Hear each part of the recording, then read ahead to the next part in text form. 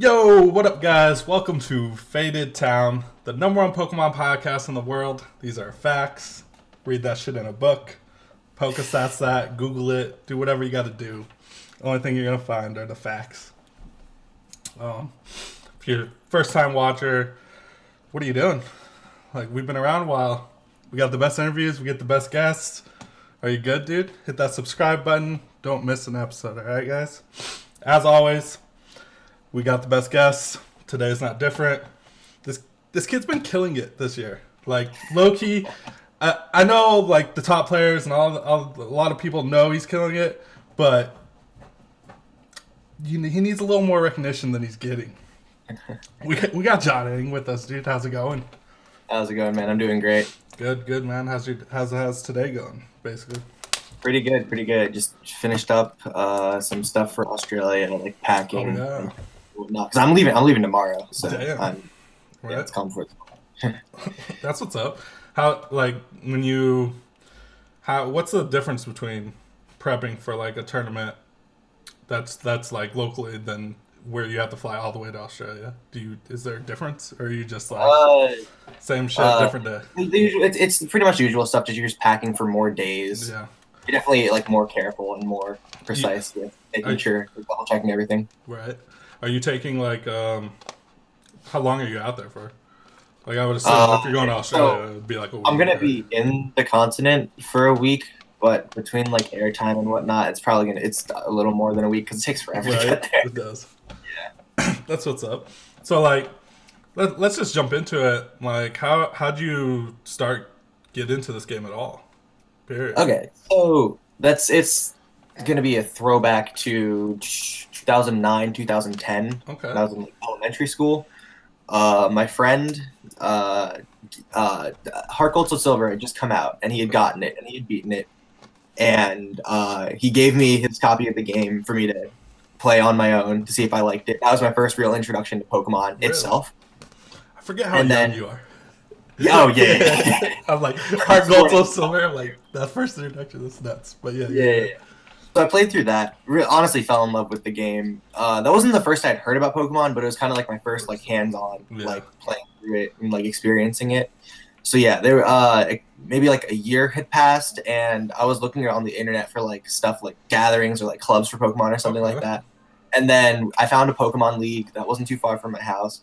Went to that. I liked the atmosphere, liked the card game. I definitely had a lot of learning to do because I had no clue what the hell was going on. But actually, my first tournament was a video game tournament. Not too many people know this. I was going to ask you that. I'm like, did you show up thinking you were playing video games and everyone around you at the league had cards?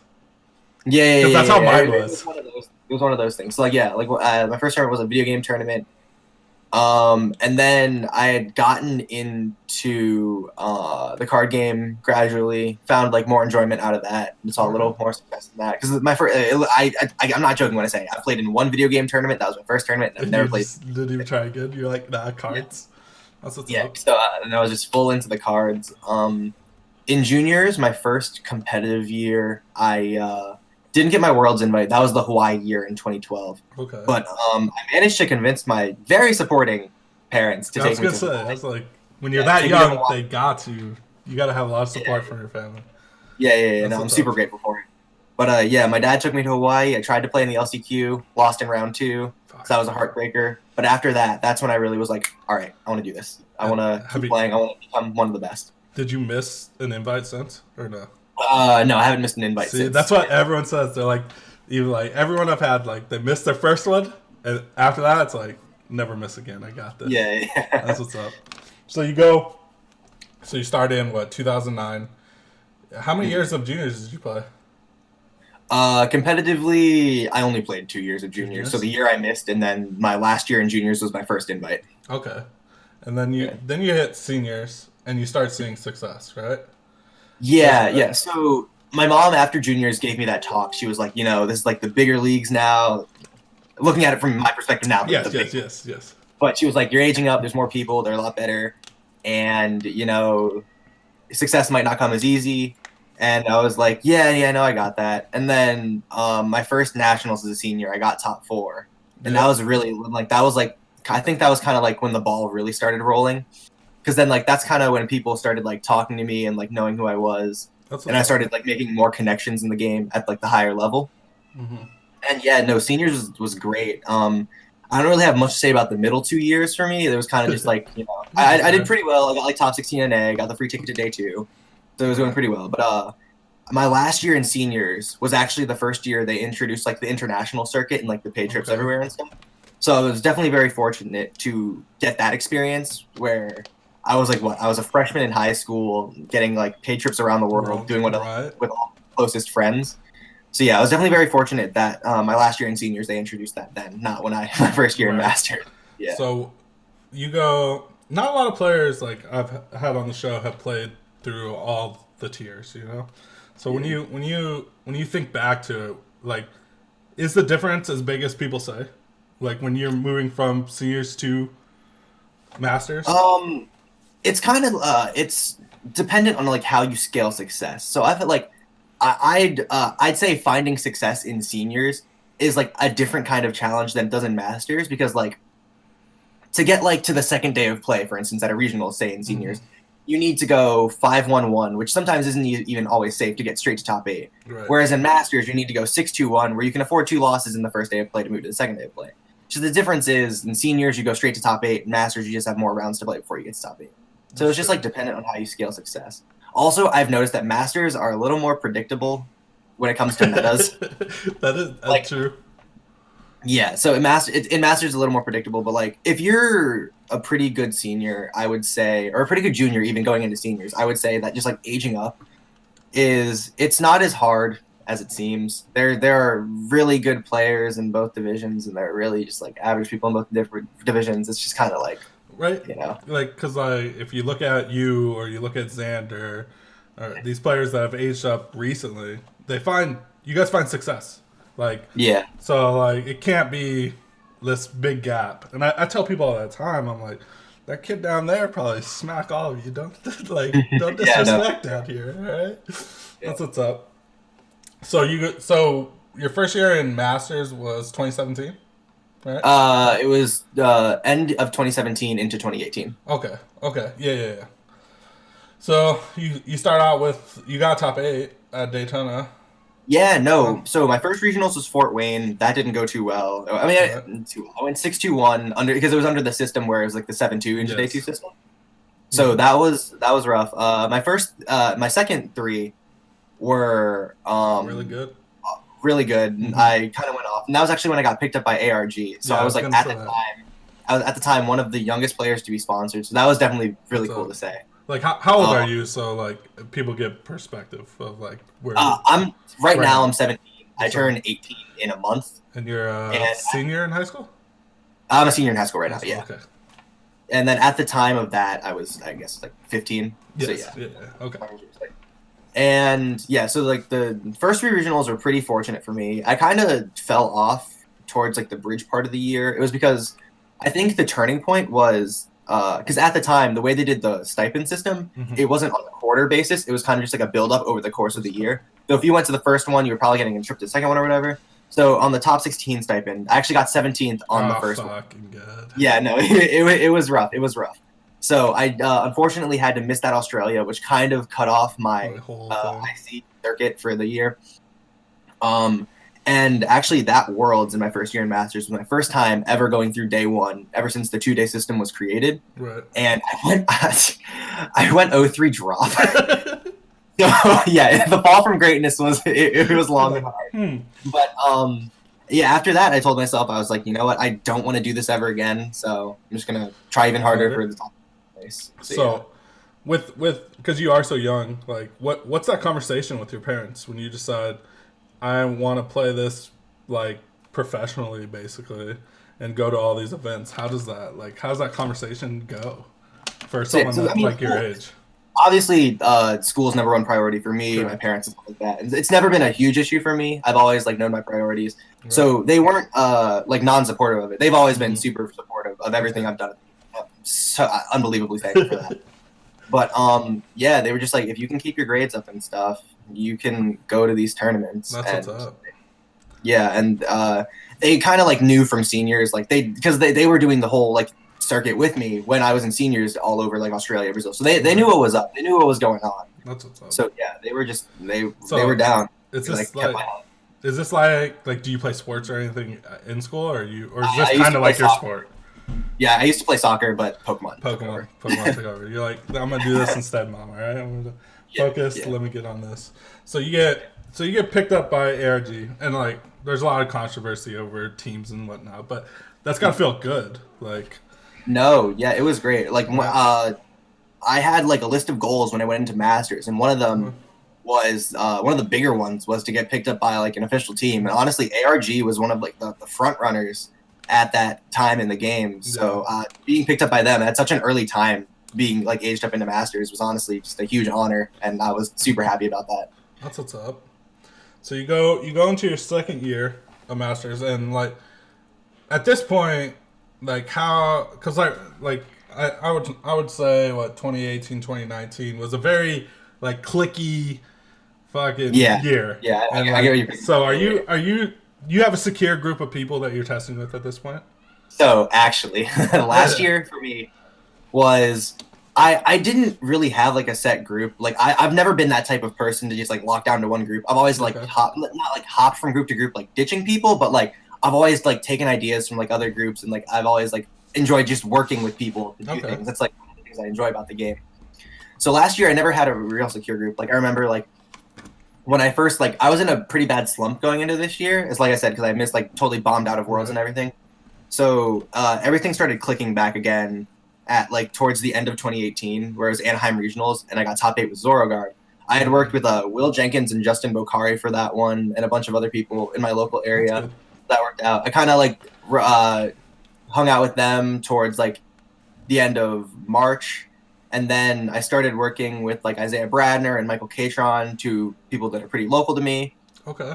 And then I started testing with Joe Rudiger towards the end of that year, and that was definitely really beneficial. Like they're all great people, and I'm just like happy to be able to like, because that's been like a very staple thing in today's age, is where these top players, they have this group of people. After like DGG really showed, like if you get the power, the power of taking really 6 good players and going, all right, let's make a deck and let's win. And honestly, I feel, right? I'm like, you can. I think this year for sure. Like if you look at the outcomes of this year, you can look at the people that won these tournaments and go, they have a very good support system behind them. And I would assume this year, because like let's be real here, it had to feel good this year where you finally got the glass in Masters, right? Yeah. So I said, I had like on going back to like the goals I had going into Masters. One of them was after I bombed out of Worlds the first time, was get top 16 in A. So I had gotten that, but like one of the biggest things was like I never had the big win. I honestly didn't even have a top 4. I didn't have a trophy. I had 2 top 8s, pretty devastating losses there. Yes. But I made it to top 16 in A. But like even though I did, I was kind of just like the job's not done. Right. So going into this year, I didn't know if I wanted to go for top 16 in A again. Now I obviously am, because I'm very fortunate to do so well. Yes. But early on at Knoxville, I managed to get second, which was amazing. It was probably my best finish to date. And I had gotten glass, and that definitely boosted my confidence going into like the other tournaments moving forward, knowing that I had accomplished that thing that is like holding me back for so long. Did the ARG break up before that tournament? Yeah, that was actually the first tournament I wasn't on ARG. Later, boys. Yeah, no, honestly, ARG broke up, and then I just. Then you're like, boop. Yeah. I mean, it's not like the whole team thing's weird, but I think like right now, what's your testing group like? Do you have a solid, or are you still doing what you were doing last year? So now I definitely have a solid group, because what was different from this year from other years is that like the people. So like I've always, when I was in seniors, I tested with like Isaiah Bradner, Tanner Hurley, all like the younger people. Right. But I was always like 1 year older than them, or like 2 years older than them in this instance. So when I aged up into Masters, it was kind of like we were testing for 2 different tournaments. So we kind of like broke up in a sense in like testing terms. Right. But now all these guys are Masters, and they're killing it. They are killing it. So, like, they're killing it. That's what I tell people. These guys coming up, they're looking great.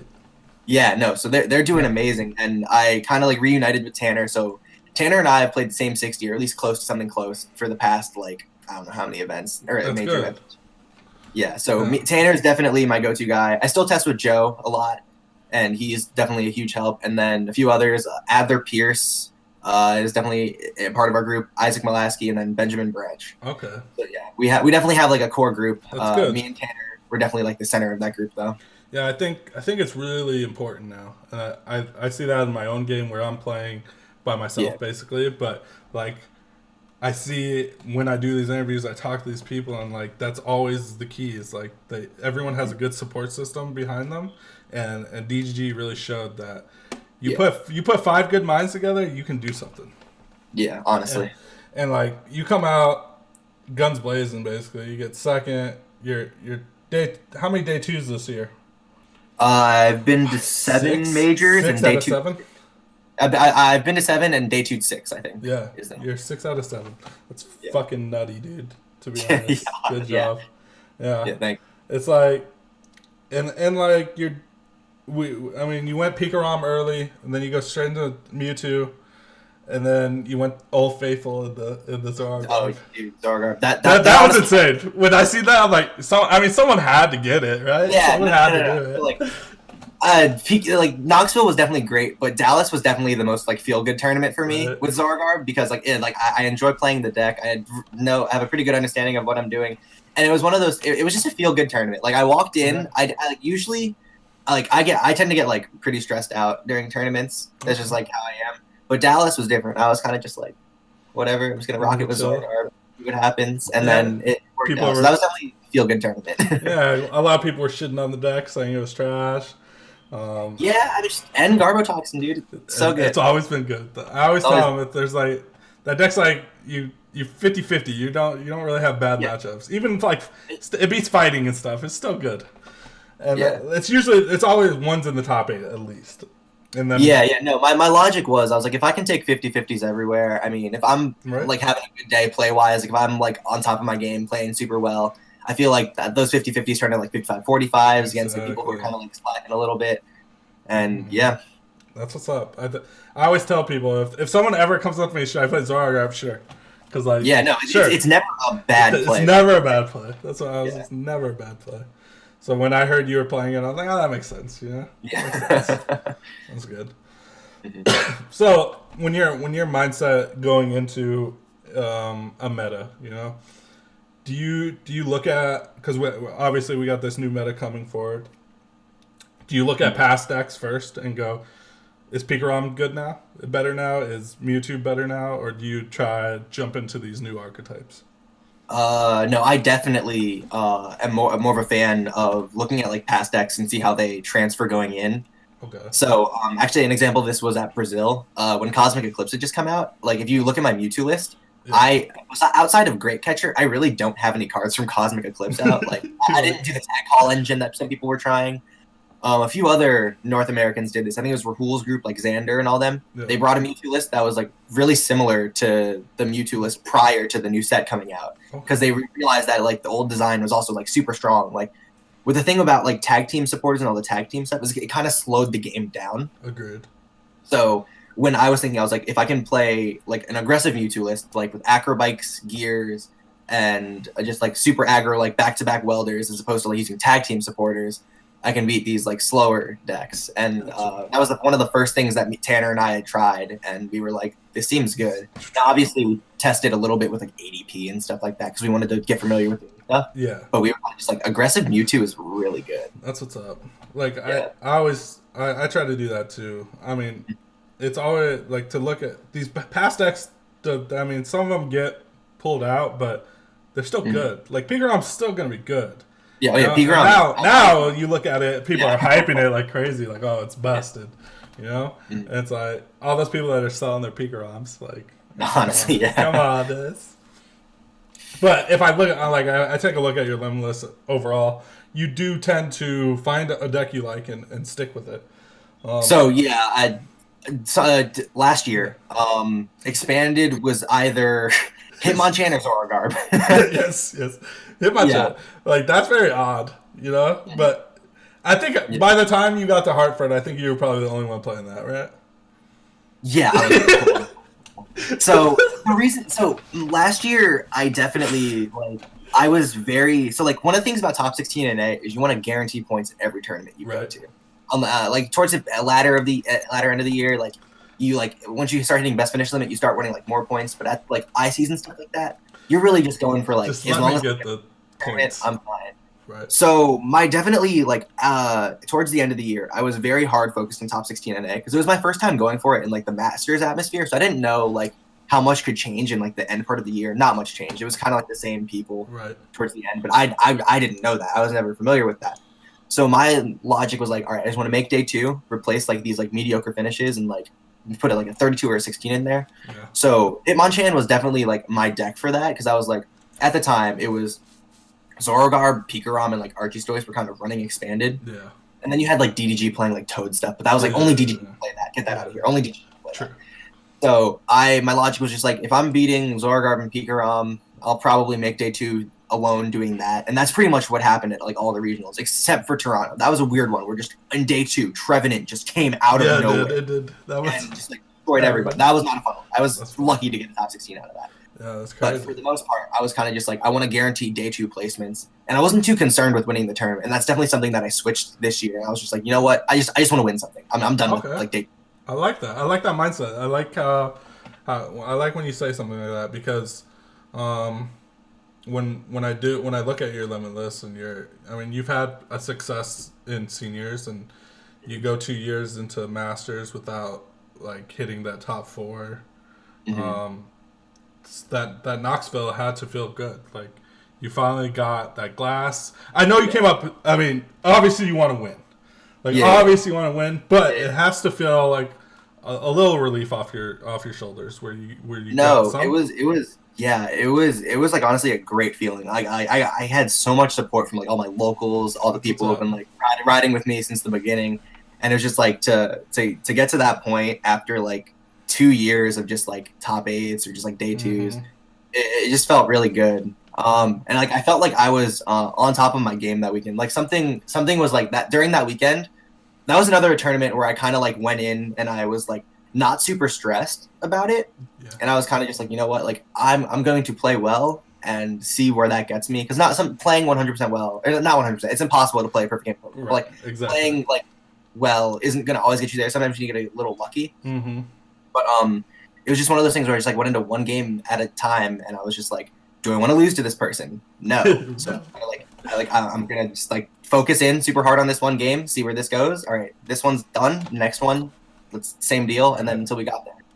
That's what's up. I think it's like I talk about like little accomplishments like that are very big because people don't realize how many people don't have glass. You know. Like there's people that play for a long time and they don't hit that opportunity, and it's like when you do, even though you came second, like it's still amazing. Like it's very nice. And then to see you come right back in Dallas and go, you know what, I can be consistent. It's like you're just looking for that win, right? Like how much does that bother you? Does that bother you, or are you kind of content with this year? Like if you don't win this year, are you content? Or do you like you're going hard to win? I mean, I'm content. Like I obviously by standard, I can't be disappointed with the finishes I've gotten. I'm very fortunate to be in the position I am right now. But you know, I could definitely deal with a win. Right. I know. I mean, that like at the end of the day, that's one of like the only things that's not on your resume, right? Is a big regional win. That and an IC top 8, which we're trying to fix next. Yeah, you got this. I mean, I'm just gonna throw this out there. A lot of people that come on this show do very well the next tournament. So good luck, dude. There you go. I'm just like I messaged Tord right before Worlds. I was like, "Hey, you coming on?" He's like, "After Worlds." I was like, "Your victory?" And he's like, "Yeah, my victory. Get second. Get second." I'm like, I messaged him. I'm like, he's like, so close, man, so close. Yeah, but yeah. It's just good. It's good. I like your mindset. I think you've turned over where like going into this year where you, like you said, you're like, I'm gonna try to win. Like was that just like you're trying to get points. Obviously, you said that. You're like, I just want to get points. But going straight into this year, you're like, I'm here to win now. And you got your testing group with you. Does that help a lot? Where you're like, okay, I have a team behind me, and I'm here to win now. Yeah, it definitely helps a lot. I think I got lucky with my testing group because we all kind of played different roles in it. So Tanner is definitely the deck builder. I won't deny that. He's the one that like he's the ideas guy. He's always got like the ideas flowing. Like him and Joey are honestly like huge ideas guys. That's their thing. And they'll just build stuff and we'll test it to see if it works out. And I feel like I'm kind of like the voice of reason in the group because there have been times where Tanner has come up with something and he's just like, this is great, this is amazing, and I'll be like, Tanner, no, you can't do that. that doesn't work. Slow down. Like there were times where I think it was Diego, we were playing Mewtwo and he wanted to cut Macargo, and I was just like, no, we can't do that. In a tag team meta, after you use Flare Blitz GX for 300, do you really want your damage cap to be 230 with Reshizard? Right. And he was like, that's a good point. That's a good point. So yeah, no, it's definitely good. And I think something that's like good about our testing group is we can totally just like make fun of each other and like at the end of the day, we're just like, cool. I think that's like the best thing about what's happening right now. I think like all these sponsors teams that we've had in the past were just sponsored players and like they're all everywhere. But now you're getting like real teams. You're getting people that are generally like each other and generally work together. And I think we're seeing the best level of play right now. Like, yeah, no, we're definitely in a really good part right now. Like, it's definitely just like, yeah, it's been amazing. You have like DDG still winning. You have like new people like what is it? I don't want to butcher it. I don't know if it's Team Gas or Team Cutter Tap. There's Cutter Tap. They're kind of working together. Cutter Tap and Gas. But Cutter Tap basically is winning. And then you have the lab. Yeah, the lab. I've talked to Will and he hates being called the lab, but I still call him the lab. But yeah, whatever. That's their group. That's what they said. Dude, Bakari's another person who, like, just like me, he didn't have like the huge finish, the top 4 finish, and then right out the gate. See, he's been to like 5 or 6 majors. He skipped a bunch, but the ones he's gone to have been amazing. He's been a monster. Yeah, I think he like flipped the switch this year as well, and just like he actually got the win. He's been doing. Yeah, so I had him on right after he won, and we talked about it. I'm like, there's not enough people that know your name. Like, you're too good.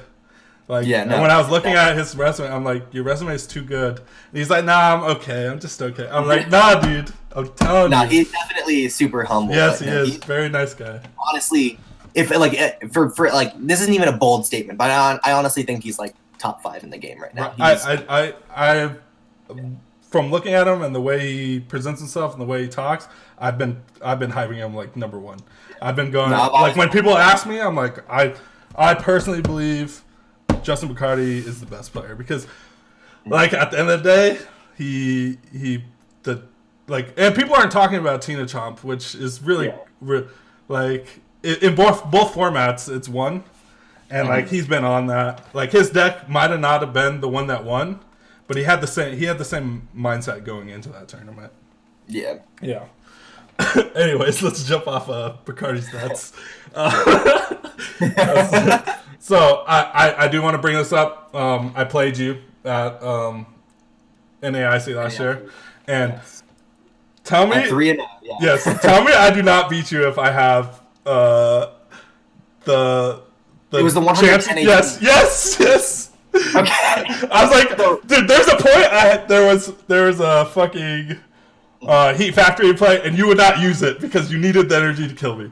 And I'm like, I don't think he beats me if I have 110. Yeah, so for some backstory for the viewers, I was playing Baby Clowns, and he was playing the Blissey deck. And they're both 1-prizers, so it's definitely like a trade back and forth matchup. It's just the problem for me is they have each of like the egg Pokemon have like awkward HP. Yes. So like Blissey has 160. Yes, 160. Yes. He has 160. So as opposed to 3 energies doing 150, I needed to discard 4 to do 200 to a 1-prizer. Yes. So there was a heat, like you said, there was a Heat Factory in play, and I wouldn't use it because I don't want to get my fire energies because I barely have enough to win the game. Yeah. And there's 2 different chances. There's one with 100 HP, which for 2 energies I'd be able to kill, whereas 110 HP I'd have to kill with 3 energies. And I guess if he had the 110 HP chances, I would have had to commit a lot more to killing just a chancey. Yeah. So I probably would have just run out of energies because my deck just didn't play enough to deal with 1-prizers that I had to discard 4 for. Like usually, like the deck He'll discard 5 to kill this Pikarom, and then 5 to kill another Pikarom. Yes. And then, I don't know, what were the other tag teams? Reshizard? Yeah, the meta was... But it's probably better that you won, to be honest, because you got 18th. You ran pretty hot that tournament. Yeah. After everyone said that deck was trash. Yeah. No, honestly, 10 of us played the deck, and it wasn't like me and a bunch of just like average players. I was in that fucking room. Adler Pierce, Kian Amini. Oh god, who else was on the deck? So many good players were on the deck. Sam Chen was on it. And I think I just channeled all the power from all the fallen Baby Blast players. And like I was lucky enough to take it to a top 32, but Nathaniel Kaplan took it to a top 4. So I kind of we played in the, I guess it was the round before our winning in, but we can only assume that like since we were both playing the same deck, if I had beaten him, I would have beaten the next guy because same matchup. Yeah.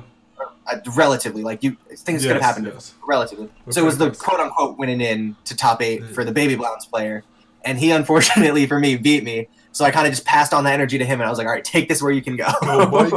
Yeah. That tournament was fun. It was real fun. No, that was a great one. Yeah. I remember waking up. I'm like, I'm Pikarom still. You're like, nah, dude, Baby Blounce. I was like, no, because the night before I came into the room. Yeah, I gave you half the deck. Yeah, apparently Joe Rudiger, or I think it was Chris Wilkinson, was just destroying the entire room with the deck. And then I came in and I was like, all right, Joe, how are we feeling about this? Because at the point in time, like I thought only like Joe and I knew about it, because we actually stayed together with Isaiah Bradner and Michael Catron at the Airbnb for the whole 2-week Columbus thing. It was great. And the entire bridge time between Origins and NAIC, we were just like working on decks, and like Baby Blounce, like at first we had like what was it, Miss Magius and Duskstones in there with like a heavy Lieutenant Surge just to like get it going. The Miss Magius got ditched. But frankly, the final copy wasn't the greatest either. I remember because like fucking Roll goes, "Here, dude, try this." I sit down. I forgot who I think I was playing. Who was I playing? I was playing against someone. I was like, draw my hand. I got a Baby Blonde, nothing. I'm like, draw, pass. I get knocked out. I was like, well, that didn't work. Let's try again. Boom. Same thing happens. I'm like, I'm just gonna say this deck's not good. Sometimes it just doesn't work. Yeah, so, it turned into the Greninja. Yeah, no, that's what we'll call it. We call it Fire Greninja. So the thing about that deck was your losses were so quick because you just got benched. It was done. Like your wins were quick because you just killed everything, and your losses were quick. You just lost to everything. That shit's so funny. Yeah, that was great. Right? Yeah. Oh, all right. So like, let's turn the page here. Earlier you were talking about how when you do go into a tournament, you do get super nervous, and like the people can quote me. I always say like you should be nervous. Like I think if you're invested in something, a little nerves is good. Like is that a problem for you, or do you feel like you're fine? So it's never been like a huge problem. It's something that I've definitely learned to like acknowledge. Like I was like, all right, this is normal. Obviously, it shows that I care. It shows that I'm like you said, invested in like I care about this. But I've definitely noticed that like other people have noticed this first, but I've come to notice as well from them telling me that I tend to do a lot better when I go in when I'm just kind of just like, chill. We're gonna play and we're gonna see what happens. Like like I said, Knoxville and Dallas were both 2 examples of that. So maybe I need to start like teaching myself how to do that more. But for an example, for Australia in a week, I've played a lot, like not a lot, but I've played in like the Sword and Shield format, and I'm not lost per se. But, no, we just gonna see what happens. We're like, I have another week. We're just gonna see what happens. If a deck falls into my hands, great. If it doesn't, if not, I'm just gonna have to be like a meta slave and hope it goes well. We'll see. Meta slaves aren't always that bad. Like, no. Honestly, that's like right. Mm-hmm. So you go, and I mean, I see that like Mewtwo, and then you have Pikarom. Is it like when you look? Do you automatically like now that you're in standard? Is your first deck you're looking at is Mewtwo because you've played it so much? Yeah, that was the first thing I looked at. Mm-hmm. The turn on supporter rule with that deck is weird. I haven't decided. Yeah. So like, I at first I kind of thought going in, having tested nothing, I was like, all right, going first is still just the best option. Right. Well, it's certain decks want to go first in certain matchups, and certain decks want to go second in certain matchups. So I definitely have to do more testing, exploring that. Okay. Because I've definitely, like, I tested a lot of abilities art, and I was kind of just like, yeah, going first is always correct. You get your Vulpix down, you get ready, and it's like, no, that's actually not correct. You all like most of the time with abilities art, you want to go second, so you can get like just still want to get the turn to 300. Right. You want to get that, and that's like the big selling point. I think that's really good for the game, where the way you said it is like you pick to go first or second based off the matchup that you're playing, and that's that actually like going into game one like of like a Swiss round, say in day two with all the resources we have with Pokestats and all the people talking. In day two, you probably know what you're playing against, but in day one, there's a lot of just you don't know what your opponent's playing most of the time unless you're playing against someone you know. So deciding whether or not you go first or second would like decide like how the game. Right. I think it's a new aspect of the game that really is. Do you like it? Honestly, interesting to me. Right. That's what I was gonna say. I'm like, I think a lot of people are on the fence when it comes to this ruling, and I'm on the fence of that it was good. I think the game needed something. I felt like going first was just super strong, and I think Pokemon's not gonna change a rule with like zero testing.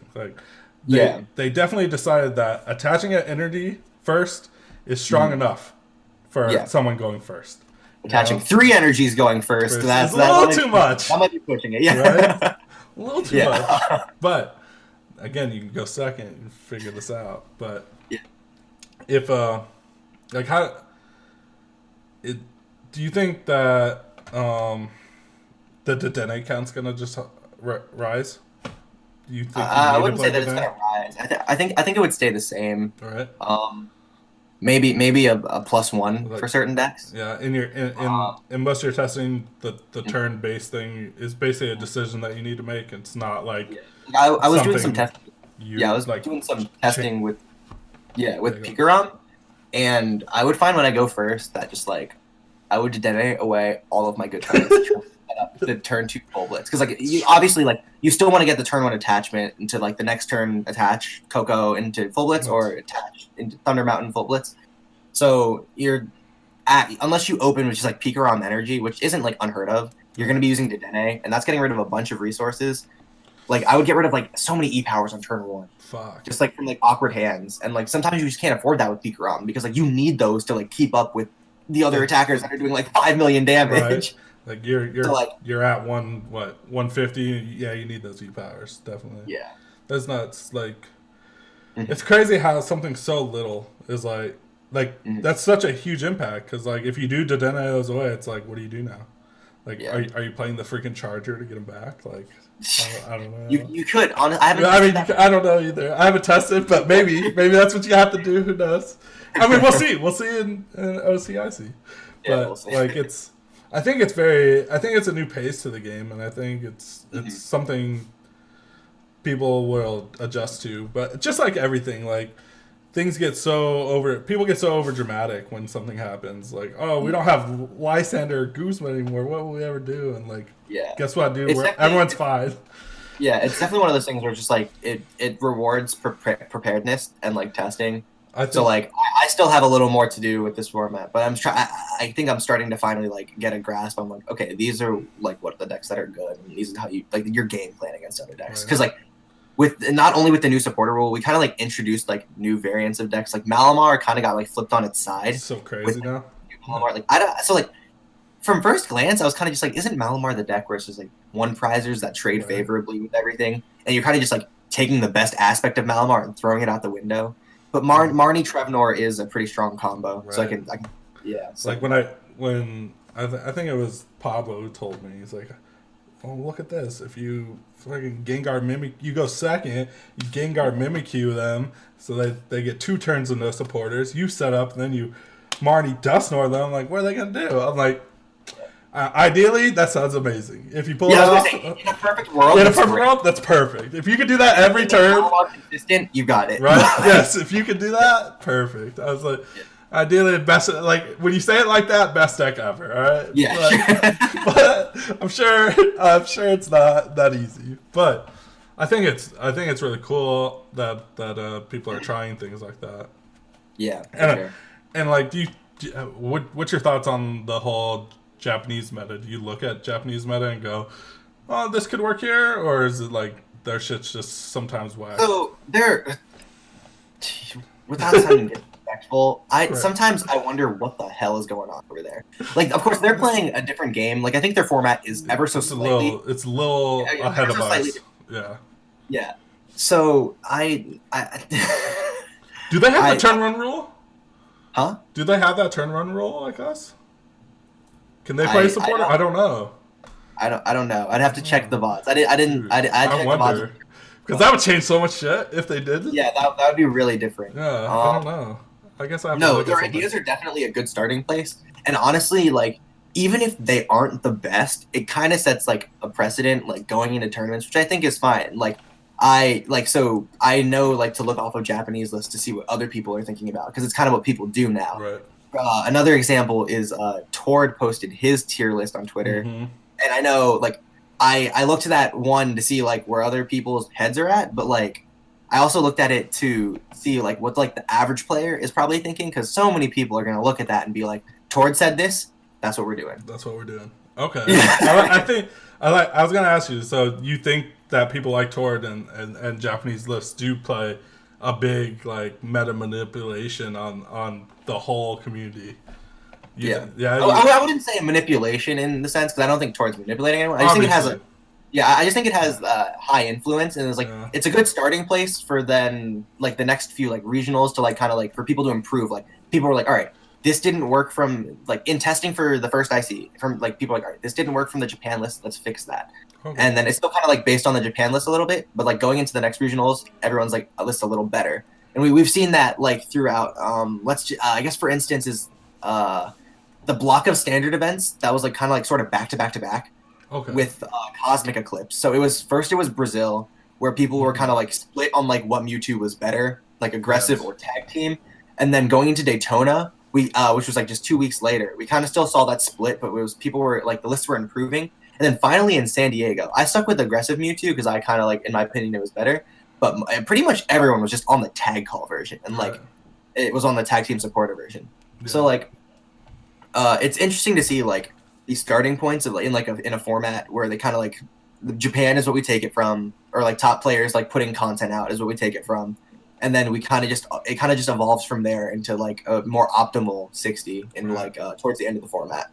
Yeah, I tell people all the time like a lot of people are like, oh, meta manipulation, whatever. I'm like, well, as much as like they're not trying to manipulate the format, but you have it's a 700-man tournament, and like these 700 people don't have a testing group like you. So where are they gonna go? They're gonna go to YouTube and look at Azul's stream, and he played this and it looked good, and I'm gonna try this. And so I mean, at the end of the day, they're gonna do what's online, and I think for someone like you have to look at stuff online and go, all right, this is what a big portion of the community is gonna play. And I look at like so I'm a writer for Six Prizes, so I get like obviously I can see everything on Six Prizes. Right. So that's an example. Like I'll look at like the list that like Schmansky's posting, Pablo's posting. So like just so I can get an idea of like people who are like looking at these articles, like where their head is at, and I can just be like, okay. Well, yeah, I can make a decision based on that. No, go ahead.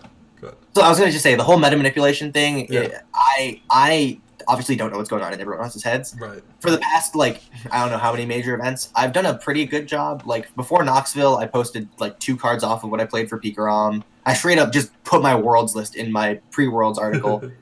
And then for another tournament, I think I gave a Mewtwo list that was really close. So, like, I'm not trying to, like, manipulate anyone. But, like, I honestly don't think the other players are either. I just don't think anyone cares enough.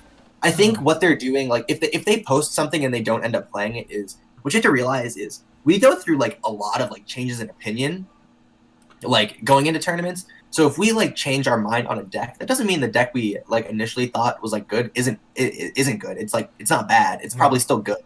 And like a good deck for one player might not be a good deck for another player. Like, I guarantee you, if DDG posted their Toad Zoro deck from last year, it wouldn't have mattered.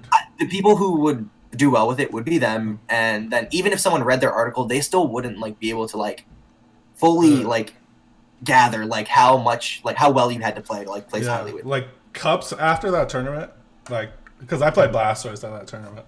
So after that tournament, Cups were so easy because everyone started trying to play that. And like they just don't know, they're not on that level. Like that deck was so like you couldn't make a mistake because like it was so fragile.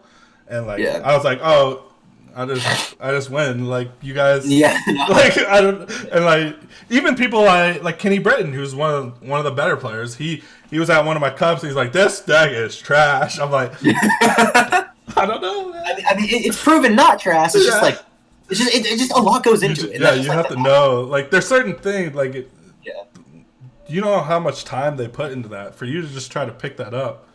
It probably don't work. All right, guys. But again. That comes with time. I always tell people like if you put fucking 4 months into one deck and you go to a tournament, you're gonna play better than picking something up. You know? Yeah, no, for sure. And I think it's just like one of those things where it's like I usually say that like usually like my rule of thumb is that if you like usually you know you've got it if you understand like it's not like a higher level of the game, but just like there's certain like stages in the game where you understand like certain like things of play, like not like deck specific, just like understanding like mechanics of the game. Where it's like if you usually will find it within like your first 3 years. In most cases, like in your first 3 years, you'll kind of like understand. You can like look back and be like, wow, I can't believe I was doing that. Like at a certain point. Yeah, so, I look back and I'll watch the stream where I got third, and I'll be like, what the fuck am I doing? No. I still do that sometimes too. Right? That's also another thing. It's like it is near impossible to play the perfect game of Pokemon. Don't let anyone tell you that they played 100% perfectly, because chances are they didn't. And I don't think that the perfect game of Pokemon has ever been played, unless it was just like a one-turn game where they like donked somebody. It's super hard to watch yourself play because you're like, wow, how did I even win? You're like, what the fuck? For sure. And I'm like. It is what it is, but I also think it's really good to watch film. Like if you do get on stream, I think it is good to go back and watch that because you can see the stuff you're doing and like you can relive that. Like okay, what was I doing? Like just take a second and breathe and then make decisions. You know, I think it's dope. As someone who's been in top positions a lot, do you think that like when you're not like there's a lot of people that go to regionals and never make day 2, you know, like is this like do you think it's like what's the difference between someone like you who's like has a good top 8 ratio than someone that's just like can't even make a day 2? Is this like do you think it's your testing group, or do you think their mind's not in it, or they just don't have it, you know? So it's a multitude. It's honestly a multitude of things. I can like tackle this in like 3 different points. So first is definitely like testing group, like having that like outlet of like high level players. And I think so like the game right now, like this is a pretty unfortunate point, but the game right now is harder than it ever has been for like the average or near player. Because it's like all the money is involved, so no one is really gonna like help you to like carry your hand all the way to the top, because they're in the end it is a competition and they're like worried about themselves now. And then also it's like if you look at the top 16 in North America right now, or even like all the people that are placing super highly, name me someone who hasn't been like a top player for the past like 2.5 years. Or that's like crazy. And a lot of, if you look at the top, it's like that's what they do. They play Pokemon. Yeah, that's like their thing. That's their job, so or like that's their thing. Like you're obviously a student, and what do? You just play Pokemon, you know? Yeah. So like that's one of the things. The point I forget who it was that I heard from not too long ago was if you're at the top in Pokemon, it's either your job or you're in school. Correct. Yeah, I agree. I think like because I I'm on like a curse right now where I do good once a year. Like I day 2 once a year. Like I had a good meta call going into Portland this year. I was like, everyone's just hyping Turbo Dark. I was like, I'm playing Lucario. Yeah. Pretty much just ran over people with Lucario. But it's like that hump. Like I don't know. It's kind of a mental block. I think I'm pretty sure. No, that's actually my next point. Right? Actually, so like the mental game, it's a huge thing. So after my slump towards the end of 2018, after I got that top 8 in Anaheim, stuff kind of started rolling. Like I don't think I missed a day 2 that season, except for at like Denver. Yeah, you went off. From everything I attended, I skipped some tournaments, but yeah. So it's definitely a huge like mental block. An example like that I saw that was really fortunate actually was my friend Harris Noor. Last year was his first time qualifying for Worlds, and he got there just by like the skin of his teeth. He got there at the last second at Origins. But one of the big things was he just never had a day 2. And one of the things I told him, I was just like, once you get that first one, I promise you, like once that mental block is gone, the others will start rolling in. He's been to 4 regionals this season. He's day 2'd all 4. See, like I think that's all. Like that's all people need. I think that a little success starts breeding success, and like I felt it a lot. Like my buddy at Portland, he never played Expanded in his life. And I was like, this is a meta call I'm doing. I really think Lucario is just a real good meta call. It's a very simple deck. Like he's like, but I don't know what all these other cards do. I'm like, yeah, but you know what your cards do. Just do these things. Yeah, it's a huge self-confidence thing. Like even like I can use myself as an example. Like once like I got into the top 8s, like once I started making day 2, top 8s didn't come like super often, but they weren't exactly like unheard of. Like I got into like the top 8 atmosphere pretty early, and I had how many was it? I think I had 3 top 8s before I got. It might have been 4. It's either 3 or 4 top 8s before I got my first like big deep run, and definitely. So like when I made top 8, like I wouldn't give up, but like once I got into top 8, like my attitude would switch, and it would be like I'm here, I'm good. We'll just see where this goes, and I think it's one of those things where it was like once you tell yourself, like, I'm not satisfied with this, your mentality, once you get there, is still in, like, game mode, like, super focused in. Like, there was a while where I was, like, I hadn't made a top 8 in a while, and I was just, like, making day 2, and I was just, like, all right, top 32 is not enough. Once I make day 2, I'm not going to be, like, happy and then just, like, you know, mess around the night before. I'm going to just, like, focus on, like, taking this to a far finish. I think that the exact same thing you said, like, I thought about that because like when I made top 8, it was like my second time I've ever day 2'd. So I hit top 8, and like in my head, like I did it. Yes, you know, you don't give up, but you kind of just like you're content, and you're just like And then as soon as I lost in top 4, it hit me. I'm like, what was I doing? Like I could have won that tournament. Like. And my mindset was just so shitty. Like, oh, I'm like, I did it. I did enough, you know? Did enough. And like, I tell people that too. Like, my buddy, like, I tell him, like, don't be content. Once you get to day 2, like, don't be content with that. Like, all right, it's time to keep going. I think it's really hard to fight that off. And I love that you said that. I love it. It's like, if at first it's like a foreign feeling, it's like it's pretty normal to be like once you get your first day 2 or your second day 2, you're kind of just like, all right, well, you know, we're just kind of just like enjoying it. I'm playing I'm playing on Sunday. That's great. I get to play 2 days of Pokemon this weekend. But then after you start like hitting like the top 64s and 32s, you're kind of just like, you know, what if these could be like a lot more? Right. I love that. Like I feel like you have that mindset this year where you're like, this isn't good enough. And it's really showing. I think that's fucking sick. I love to look at like young players or in any sport, in anything when you just see that something flipped, like a switch flipped, and like you're killing it 24 second, 49. You're day 2ing every event. You're top 4ing 2 out of them, and like if you look at the past, like exactly what you said, you're like. I get to top 8 and I'm kind of just content with I made it, you know.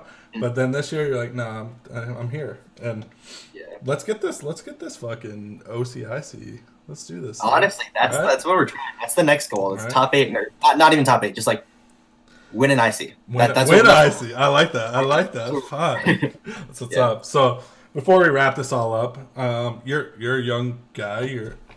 What's your end goal here? Is there ever an end goal? Are you going win worlds? I'm done, or you're young? Like you could. God, imagine how badass that would be. Win worlds, I'm gone. No, a lot of people will say that if I win worlds, I'm just out. I'm like, yeah, that's a cool way to walk it off. No, that's so badass. But no. So I've never really like thought about like even like when I would like say I was like trying to quit, I was never like mentally like it was something that I've been like really like it's been a part of me ever since I was super young. So it's kind of like what I know. Going off into college, I definitely next year, unless like some string of just like I win everything I attend, I will not be going for top 16 in A because college. But I definitely won't quit. I'll still go for my invite. So this is definitely my year. Like when I said this year I really want to win something, all in here. This is the year that I am like, this is senior year. I've already gotten into college. I've already got all that stuff figured out. I am just like focused on just like winning a tournament. So that's definitely as my goal for this year is just like finish up strong and be like, hey, I showed that like I'm one of the best players in the world. I can hang. But like I've never really looked at Pokemon as a profession. It's been cool to say to like people at school and like my teachers and like the people that like putting in college apps that like I've made money doing this. This is like kind of been like when people are off doing like a summer job at like the pool or something like that. I'm going like freaking whatever. I made $5,000 last year, right? Chilling. Yeah. Doing this. So I mean that's always been like the main goal has always been to just like do better than I did the previous year. But I think at a certain point, like if you had asked me like what my goal is, like maybe in juniors or seniors or heck even like a year or two ago, it would be to make sure like everyone knew that was like everyone respected me as a player and like knew me as a player. And it was like one of those things where like even if you didn't like me, you could at least say, yeah, that guy's pretty damn good. That guy's good. My outlook on the game has definitely changed this year. It's like I don't really care. It's like I just want to like I think this year has been like myself. That's pretty much it. Right? I think this year is actually just a flip on everybody. I think if you look at the community, I think a lot of people, there's a lot less shit talking and there's a lot more, we're all here to try to win. Yeah. And I think that's dope. Everyone's here to just win and have fun. That's really what Pokemon is about. Yeah, I think it's such a better community now, in my opinion. Yeah, no. Like, when was the last time you've seen, like, a major call-out post? Right. Like, come on. I mean, Hey Fonte is kind of gone, but Hey Fonte is gone. That is true, but like still, I don't think that stops people. I think if people wanted to call people out, they still would. But yeah, that's fair.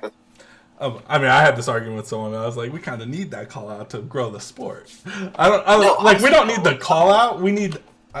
I personally would love if someone just started talking shit. You know. No. Honestly, like, do you keep up with the Smash Bros community at all? Yes.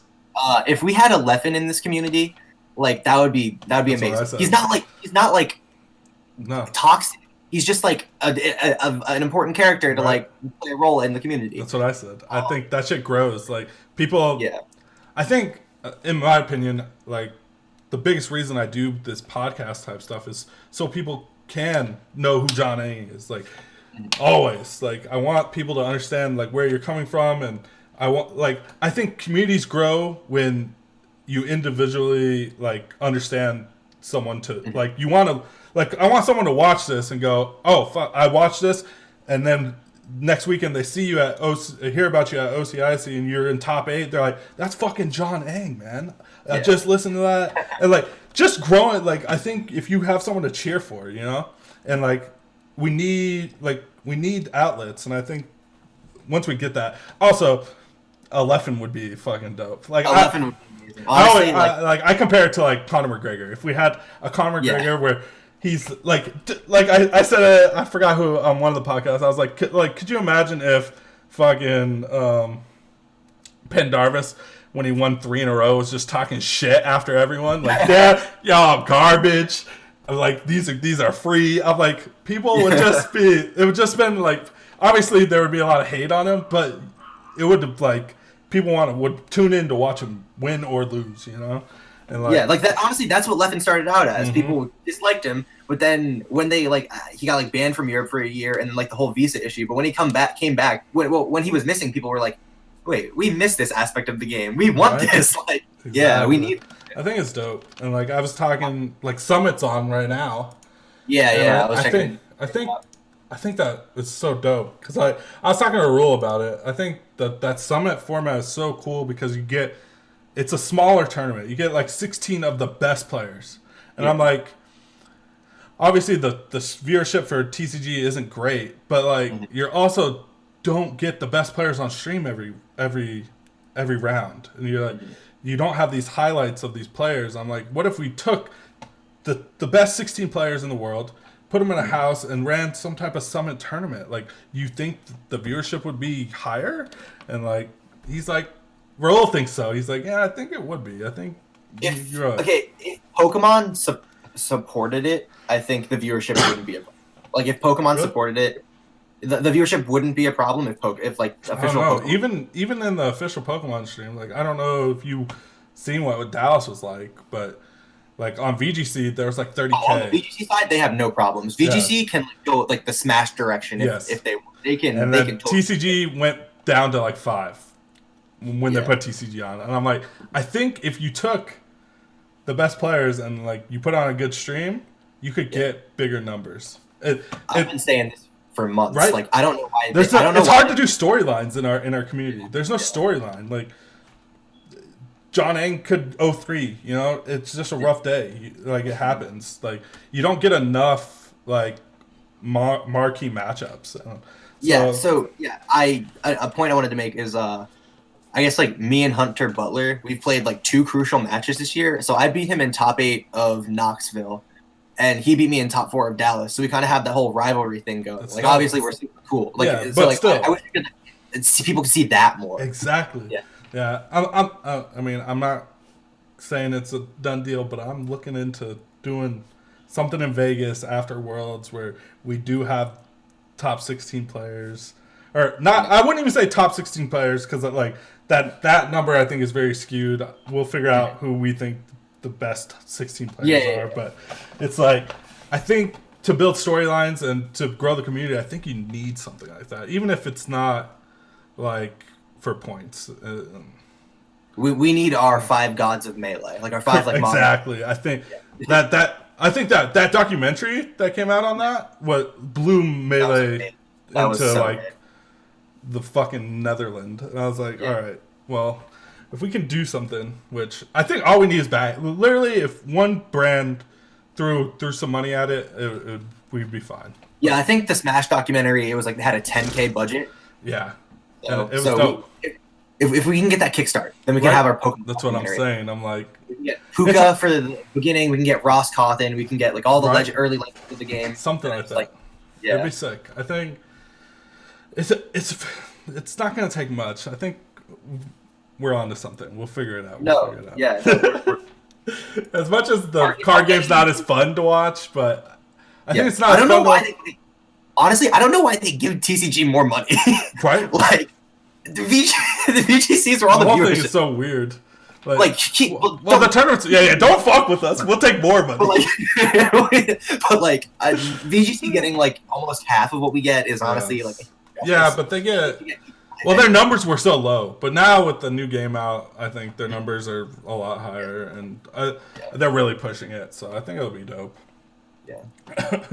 Well, before we wrap this up, I mean, I really appreciate you coming on, man. Sure. Do you have any shout outs or anything? Just shout out to my main testing group, Tanner, Ben, Adler, Isaac, Joey. They've been a huge help this year. They've definitely, we've gone over it this video, just helped me grasp really how I can get my best finishes as a player.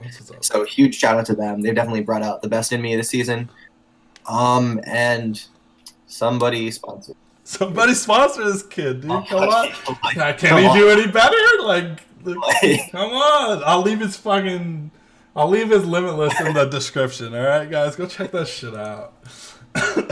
But thanks again, man. Yeah, always, man, for sure.